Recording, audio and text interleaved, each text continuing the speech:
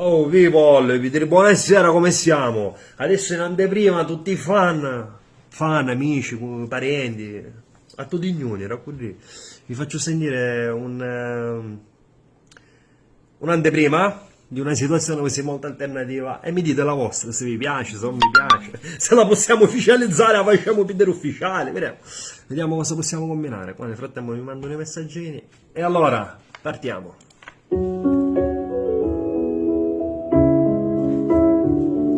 Ok.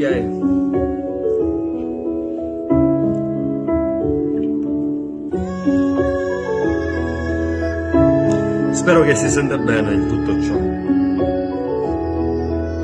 Ok, senti, ho cercato di adeguarmi ai nuovi generi, ma ho capito che non riesco ad adeguarmi a questo mondo. Nell'aria ho visto tante ceneri, ma ogni giorno sento merda con un sottofondo sporco. Dio mio, non sento più nessun amore, sento sempre i stessi suoni, sempre stesse parole. Dio mio, non cambia mica posizione, questo rap rimane chiesa, la preghiera, religione. Non ho voglia di adeguarmi a questa merda, perché in fondo è solo merda, è solo per i ragazzini. Preferisco le frustate sulla schiena. Se questo fosse il solo modo per sentirvi stare zitti, non è ovvio che è un'utopia. Se ci fosse educazione non avrei la nostalgia, perché questa non è merda mia. Preferisco fare musica scrivendo poesia.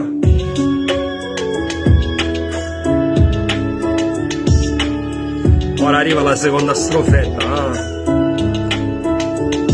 Il ritornello ancora lo dobbiamo scrivere.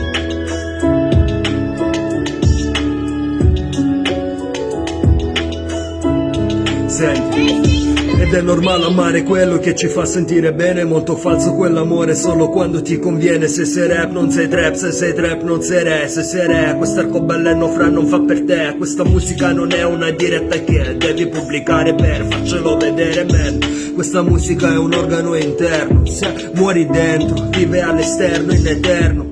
Ho detto questo per fare riflettere un po' ogni cantautore che dimentica di usare il flow. E dimmi se sbaglio a dire che qui c'è certa gente che fa musica e nemmeno sa cos'è. Non è ovvio che è un'utopia. Se la musica ci fosse non avrei la nostalgia, perché questa non è vita mia. Preferisco fare altro senza alcuna ipocrisia, e non è ovvio che è un'utopia. Se ci fosse educazione non avrei la nostalgia, perché questa non è merda mia. Preferisco fare musica scrivendo poesia, man. Signori, non è trap, ok? È rap. Rap molto soft, molto sad, era così. Quindi fatemi sapere cosa ne pensate, se la possiamo ufficializzare così molto official. Vi mando un abbraccio, aspetto i vostri commenti.